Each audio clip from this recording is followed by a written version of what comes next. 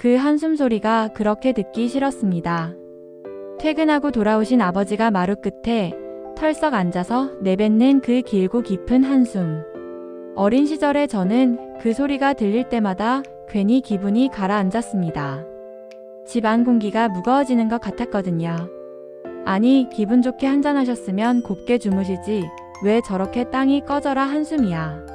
속으로 그렇게 투덜거리면서 방문을 닫아버리곤 했습니다. 그런데 말이죠. 세월이 흘러 제가 세상의 무게를 직접 짊어지게 되었을 때 저도 모르게 똑같은 한숨이 나오더군요. 그 순간 가슴이 철렁 내려앉았습니다. 아버지의 그 한숨이 화가 나서 내뱉는 소리가 아니었다는 걸 그제야 알았습니다. 안녕하세요, 여러분. 연우의 소담수다입니다. 창밖의 바람이 제법 차갑습니다. 이렇게 찬 바람이 불어와 옷깃을 여미게 되는 계절이면 저는 이상하게 옛날 생각이 더 간절해지곤 합니다. 여러분도 그러신가요? 따뜻한 봄이나 무더운 여름보다 유독 찬 바람이 부는 날이면 그리운 사람들이 더 또렷하게 떠오르는 것 같아요. 오늘은 조금 특별한 이야기를 나누고 싶습니다. 뇌 건강이나 관계 정리 같은 실용적인 이야기가 아니라 마음 깊은 곳에 묻어두었던 이야기를요. 차 한 잔 준비하시고 편안하게 들어주세요. 오늘은 제가 여러분께 제 이야기를 조금 들려드리려 합니다. 여러분은 문득 거울을 보다가 그 속에서 그리운 누군가의 얼굴을 발견하신 적 없으신가요? 저는 가끔 그런 경험을 합니다. 아침에 세수하고 거울을 보는데 어느 순간 내 얼굴이 아버지 얼굴처럼 보이는 거예요. 눈가에 잔주름이 생기고 입꼬리가 살짝 처지고 표정 어딘가에 세월의 무게가 내려앉은 그 얼굴. 젊은 날의 아버지도 이런 얼굴로 거울을 보셨겠구나 하는 생각에 한참을 멍하니 서 있었던 적이 있습니다. 어머니를 닮았다고 느끼실 때도 있으시죠? 밥상을 차리다가 문득 손을 보는데 어머니의 손이 보이는 것 같고, 전화 통화하다가 내 목소리에서 어머니의 말투가 들리는 것 같고, 그럴 때면 가슴 한구석이 먹먹해집니다. 세월이 흐른다는 건 참 묘한 일이에요. 예전에는 도무지 이해할 수 없었던 그분들의 마음이 이제는 굳이 설명 듣지 않아도 자연스레 가슴으로 와닿게 되니 말입니다. 젊어서는 부모님이 왜 그러시는지 이해가 안 됐어요. 왜 저렇게 걱정을 많이 하시지? 왜 저렇게 잔소리를 하시지? 왜 저렇게 사소한 것에 집착하시지? 그땐 답답하기만 했습니다. 그런데 세월이 지나 내가 그 자리에 서보니까 그제야 알겠더라고요. 아, 그래서 그러셨구나. 그 마음이 이런 거였구나. 젊은 시절 제 기억 속의 아버지는 참말이 없으신 분이셨습니다. 아침에 출근하실 때도 묵묵히 신발 신고 나가시고 저녁에 퇴근하셔도 별다른 말씀 없이 밥 드시고 텔레비전 좀 보시다가 주무시고 가족들과 도란도란 이야기 나누는 모습을 본 기억이 별로 없어요. 퇴근길에 술 한 잔 걸치시고 들어오시는 날이면 마루 끝에 앉아 러닝 차림으로 담배 연기를 길게 내뿜으셨습니다. 여름밤이면 마당에서 들려오는 풀벌레 소리를 배경으로 담배 연기가 모기향 연기와 함께 피어오르던 그 풍경이 아직도 눈에 선합니다. 그리고 그 깊은 한숨. 후 하고 길게 내쉬시는 그 숨소리는 집 안 어디서든 들렸습니다. 안방에서 숙제하고 있어도 부엌에서 어머니가 설거지하고 계셔도 아버지의 한숨 소리는 벽을 타고 스며들었어요. 철없던 시절에 저는 그 한숨 소리가 참 듣기 싫었습니다. 아니, 기분 좋게 취하셨으면 곱게 주무시지 왜 저렇게 땅이 꺼져라 한숨이야. 속으로 투덜거리기도 했고 무뚝뚝한 아버지의 뒷모습이 답답해 보여 횡하니 방으로 들어가 버리기도 했습니다. 아버지가 마루에 앉아 계시면 저도 모르게 발걸음이 느려지고 거실을 빠르게 지나쳐 내 방으로 숨어들곤 했어요. 가끔은 원망스럽기도 했습니다. 왜 우리 아버지는 저렇게 무뚝뚝할까? 친구네 아버지는 주말에 같이 공놀이도 하고 어디 놀러도 데려가던데 왜 우리 아버지는 집에 오면 말도 없이 한숨만 쉬고 계실까? 한 번은 용기를 내서 아버지께 물어본 적이 있어요. 아버지, 왜 맨날 한숨 쉬세요? 뭐가 그렇게 힘드세요? 아버지는 멀뚱히 저를 쳐다보시다가 아무 말씀 없이 담배만 한 모금 더 빨아들이셨습니다. 그리고 방으로 들어가셨어요. 그 뒷모습이 왜 그렇게 서운하던지 저도 괜히 눈물이 나서 베개에 얼굴을 묻고 울었던 기억이 납니다. 그때는 몰랐습니다. 그 등이 얼마나 무거웠는지를요. 아버지가 무슨 일을 하셨는지 어린 시절에 저는 잘 몰랐습니다. 그냥 아침에 나가시고 저녁에 들어오시는 돈을 벌어오시는 분이라고만 생각했어요. 나중에 어른이 되어 알게 된 아버지의 직장 생활은 제가 상상했던 것보다 훨씬 고되고 힘든 것이었습니다. 경쟁이 치열한 회사에서 끊임없이 실적 압박에 시달리셨고 위로는 까다로운 상사가 아래로는 치고 올라오는 후배들이 있었대요. 30대 후반에 한번 크게 좌천을 당하셨다는 이야기를 나중에 어머니께 들었습니다. 그때 아버지가 얼마나 힘들어 하셨는지 어머니는 차마 말씀을 잊지 못하셨어요. 밤마다 술을 드시고 들어오시면서도 가족들 앞에서는 절대 내색을 안 하셨다고요. 짐이 되기 싫어서, 걱정 끼치기 싫어서, 가족을 지키기 위해 그 모진 쇠파를 온몸으로 막아내느라 속이 새까맣게 타들어가고 있었다는 것을 저는 까맣게 몰랐습니다. 직장에서 받는 스트레스만이 아니었을 거예요. 가장으로서의 무게, 아버지로서의 책임감, 남편으로서의 의무.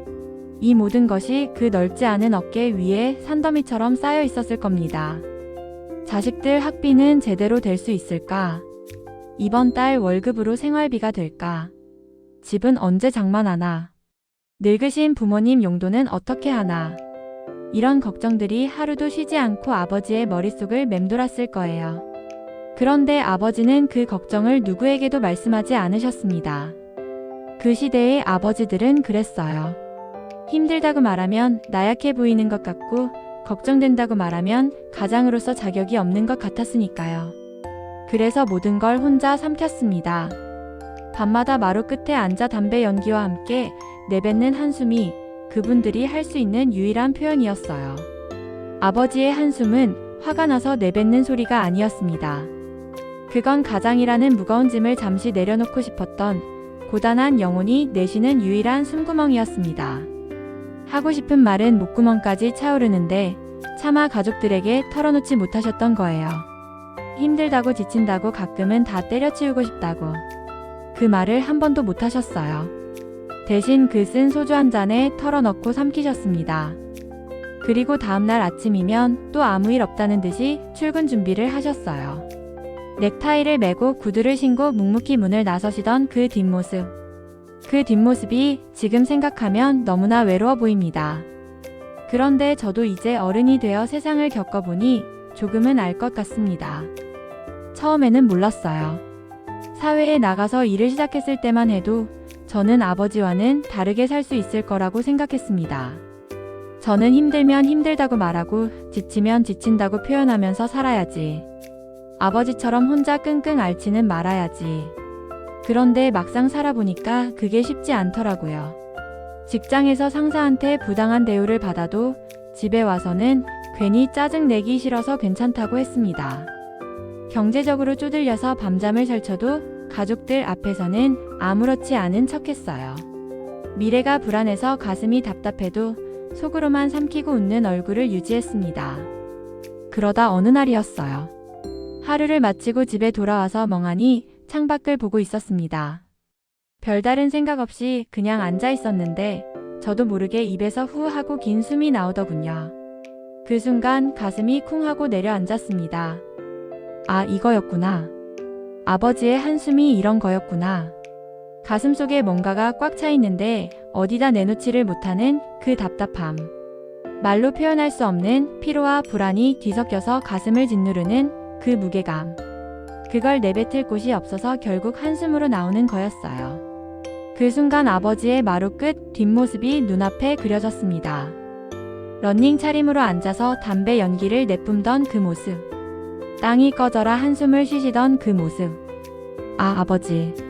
그때 많이 외로우셨군요. 많이 고단하셨군요. 우리 아버지 세대는 자기 마음을 표현하는 걸 배우지 못하셨어요. 어렸을 때부터 남자는 울면 안 된다. 남자는 약한 모습을 보이면 안 된다. 가장은 든든해야 한다. 이런 말을 들으며 자라셨거든요. 감정을 드러내는 건 부끄러운 일이고 힘든 티를 내는 건 무능한 거라고 배우셨어요. 그래서 평생을 그렇게 사셨습니다. 속이 터지게 답답해도 말 한마디 못하고 눈물이 날 만큼 서러워도 이를 악물고 참으셨어요. 가족들 앞에서는 절대 흔들리는 모습을 보이지 않으려고 안간힘을 쓰셨습니다. 그 시대의 아버지들은 사랑을 말로 표현하지 않으셨어요. 대신 행동으로 보여주셨습니다. 새벽같이 일어나 출근하시는 것, 피곤한 몸을 이끌고 퇴근해서도 가족과 함께 밥상에 앉으시는 것, 휴일에도 쉬지 못하고 부업을 뛰시는 것. 이게 그분들의 사랑 표현이었어요. 사랑한다는 말, 고맙다는 말 한 번도 들어본 적 없지만 지금 생각하면 아버지의 모든 행동이 사랑이었습니다. 명절에 용돈 봉투를 슬쩍 주머니에 넣어주시던 것도, 밤늦게 공부하고 있으면 말없이 과일 접시를 놓고 가시던 것도, 취직했을 때 괜히 헛기침 하시면서 어깨를 두드려 주시던 것도 다 표현 못하는 사랑이었어요. 저는 그걸 너무 늦게 알았습니다. 돌아가시기 몇 년 전 아버지가 편찮으셔서 병원에 입원하셨을 때가 있었습니다. 병실에 문병을 갔는데 아버지가 침대에 누워 계셨어요. 그때 처음으로 아버지가 작아 보이더라고요. 그렇게 크게만 느껴지던 분이 병원 침대 위에서는 왜 그렇게 작아 보이던지 손을 잡아드렸는데 아버지 손이 제 손보다 작았어요. 언제 이렇게 작아지셨지? 어릴 때 그 크고 두꺼운 손이 세월이 흐르니 뼈만 앙상하게 남아 있었습니다. 그때 뭔가 말씀드리고 싶었어요. 아버지 고생 많으셨어요. 어릴 때 속 많이 썩여드려서 죄송해요. 사랑해요. 이런 말들이 목구멍까지 차올랐는데 도무지 입 밖으로 나오질 않더라고요. 저도 아버지를 닮은 건지 아니면 우리 세대가 다 그런 건지 마음을 말로 표현하는 게 이렇게 어렵습니다. 결국 저는 그 말을 못하고 그냥 괜히 입을 여미고 물 떠다드리고 그러다 병실을 나왔어요. 돌아오는 길에 차 안에서 한참을 울었습니다. 왜 그 말을 못했을까? 다음에 하면 되지 뭐 하고 넘겼는데 그 다음이 없을 수도 있다는 걸 그때는 몰랐어요. 아버지가 돌아가시고 나서야 후회가 밀려왔습니다. 왜 그때 손 한 번 더 잡아드리지 못했을까? 왜 고생 많으셨다고 말씀드리지 못했을까? 왜 사랑한다고 한 번이라도 말하지 못했을까? 장례식장에서 영정 사진을 보는데 아버지가 웃고 계시더라고요. 살아생전에 웃는 모습을 많이 못 봤는데 사진 속에서는 환하게 웃고 계셨어요. 그 사진 앞에서 한참을 울었습니다. 죄송합니다, 아버지. 그때 등 한 번 쓸어드리지 못해서 따뜻한 말 한마디 건네지 못해서 정말 죄송합니다. 장례를 치르고 한동안은 멍한 시간이 이어졌습니다. 일상으로 돌아와야 하는데 마음이 자꾸 과거로 갔어요. 아버지와 함께했던 순간들, 함께하지 못했던 순간들, 그런 것들이 자꾸 떠올랐습니다. 그러다 문득 깨달은 게 있어요. 후회는 끝이 없다는 거요. 그때 이렇게 했으면, 그때 저렇게 했으면, 이런 생각을 시작하면 끝도 없이 괴로워집니다. 아무리 후회해도 시간은 돌아오지 않고 돌아가신 분은 다시 만날 수 없어요. 그래서 저는 생각을 바꾸기로 했습니다. 후회하는 대신 감사하기로 했어요. 아버지가 계셨기에 제가 있다는 것에 감사하기로 했습니다. 생각해보면 아버지가 안 계셨으면 저는 학교도 못 다녔을 거예요. 배고프지 않게, 추위에 떨지 않게 하고 싶은 공부할 수 있게 해주신 분이 아버지셨어요. 표현은 못하셨지만 온 삶을 바쳐 가족을 지키셨습니다. 그리고 깨달았어요. 아버지에게 직접 말씀드리지 못했지만 제가 아버지의 마음을 이해하게 된 것 자체가 의미 있는 일이라는 걸요. 살아계실 때 그 마음을 알았더라면 좋았겠지만 늦게라도 알게 된 것에 감사해야겠다고 생각했습니다. 이제라도 아버지의 무거웠던 어깨를, 그 외로웠던 마음을 이해하게 되었으니까요. 비록 지금은 안 계시지만 오늘 밤 꿈에서라도 아버지를 뵙게 된다면 이제야 철이 든 제가 젊은 날에 아버지 손을 잡고 말씀드리고 싶습니다. 아버지 정말 고생 많으셨습니다. 그리고 감사합니다. 아버지 덕분에 저희가 이렇게 잘 살았습니다. 그 말을 꼭 전하고 싶어요.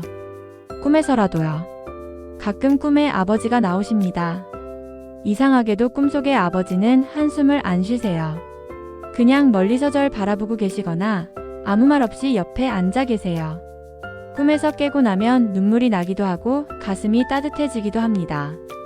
어떤 분들은 돌아가신 분이 꿈에 나오면 좋지 않다고 하시던데 저는 그렇게 생각하지 않아요.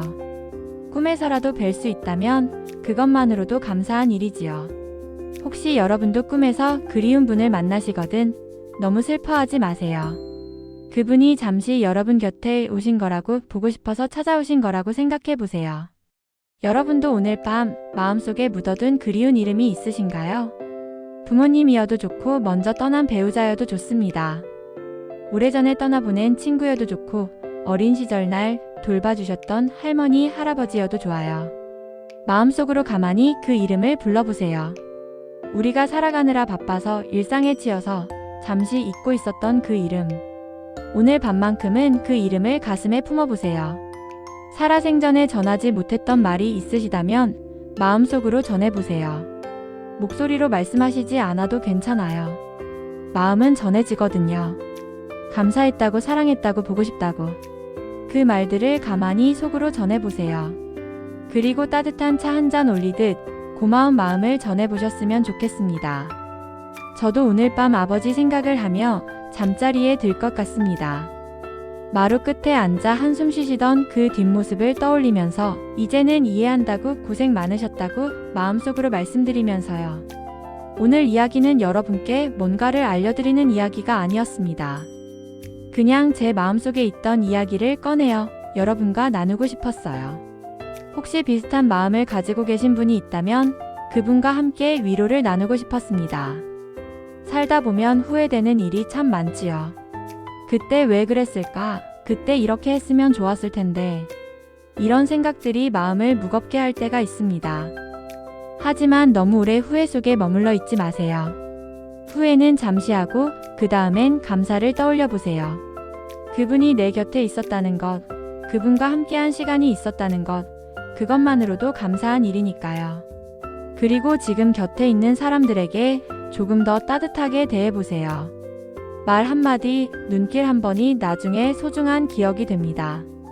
지금 할 수 있을 때, 표현할 수 있을 때 조금 더 표현해보세요. 저도 그러려고 노력하고 있습니다. 아버지에게 못했던 그 말들을 지금 곁에 있는 사람들에게는 하려고요. 쑥스럽고 어색해도 조금씩 표현하려고 합니다. 오늘 이야기는 여기까지입니다. 조금 무거운 이야기였는데 끝까지 들어주셔서 감사합니다. 여러분의 마음에도 오늘 이야기가 조용히 스며들었으면 좋겠습니다. 오늘 밤 잠자리에 드시기 전에 그리운 사람의 이름을 한번 불러보세요. 그리고 따뜻한 마음을 전해보세요. 그분도 어딘가에서 여러분을 그리워하고 계실지 모르니까요. 당신의 마음까지 소중하게 들어주는 곳 연우의 소담수다였습니다. 저는 연우였습니다. 오늘도 편안한 밤 되시고요. 좋은 꿈 꾸세요. 감사합니다.